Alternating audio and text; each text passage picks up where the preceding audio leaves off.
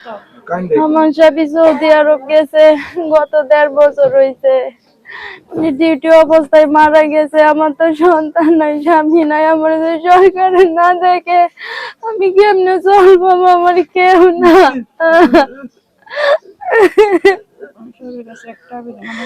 আমার সরকারের কাছে একটাই আবেদন, আমার স্বামীর লাশটা অতি তাড়াতাড়ি বাড়িতে নিয়ে আসার জন্য। আমি আর কোনো কিছু চাই না সরকারের কাছে।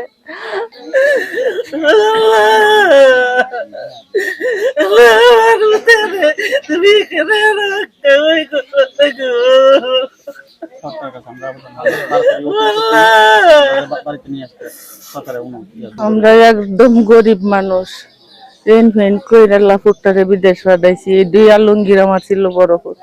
আমার ছেলে 1.5 বছর হয়েছে গেছে সৌদি আলিয়ান কোম্পানিতে। হঠাৎ করে কালকে খবর পাইলাম অ্যাক্সিডেন্ট নিয়ে মারা গেছে। সরকারের কাছে আমার একটু অনুরোধ যে আমার ছেলেটা যেন দেশে ফিরে আয়। আমরা গতকাল একটা নিউজ পেলাম যে আমার বড় ভাই মোহাম্মদ আলমগীর আলিয়ান কোম্পানি চাকরি করে রোড কিনারে। তখন উনি অ্যাক্সিডেন্ট করেছেন রোড কিনারে, গাড়ি অ্যাক্সিডেন্ট। তখন আমরা সরকারের কাছে একটা আবেদনপত্র আকুল আবেদন জানাই আমরা যেন আমার ভাইকে অতি শীঘ্র তাড়াতাড়ি যেন দ্রুতভাবে আমাদের কাছে ফিরে পাই। 1 বছর 3 মাস হয়েছে সৌদি আরব গেছে। ওখানে কালকে সকালে খবর পাইলাম অ্যাক্সিডেন্ট করছে, হসপিটাল নিচে নিয়ে ভর্তি করছে। ভর্তি করার পরে মারা গেছে খবর পাইলাম। ওখানে এরা অত্যন্ত গরিব মানুষ, মানে অর্থনৈতিক কিছু নাই।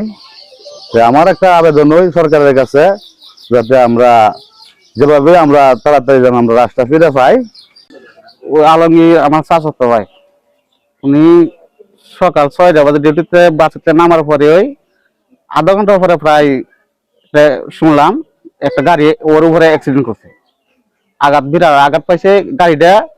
একটা খেজুর গাছের মধ্যে গাড়িটা সরাসরি লাগাইছে, গাছটা ওর উপরে পড়ছে।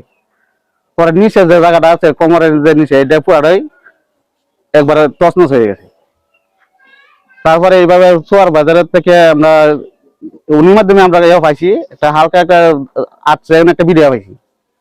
পাওয়ার সাথে আমরা তথ্য দেখলাম এটা অ্যাক্সিডেন্ট সত্য।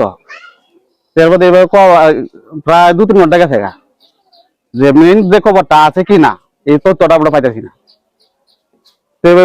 রাতে 9টা বাজে আমরা একটা তথ্য পাইছি, মেডিকেল খুঁজে পাওয়া হচ্ছে। পাওয়ার পরে না, উনি নাই, ইন্তেকাল করছে। করার মতো বাড়িতে সবাই অস্থির, যারা গরিব মানুষের রেন্ট ফেন্ট করে পাঠাইছে। তখন এরা একটা যে আবেগ, কেউ সন্তানকে, উনি স্ত্রী আছে, বাইন আছে, সবাই একদম বেহোশ।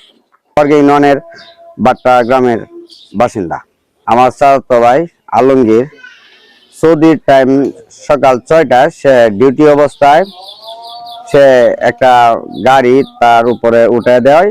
তারপর সাথে সাথে সে মৃত্যুবরণ করেন।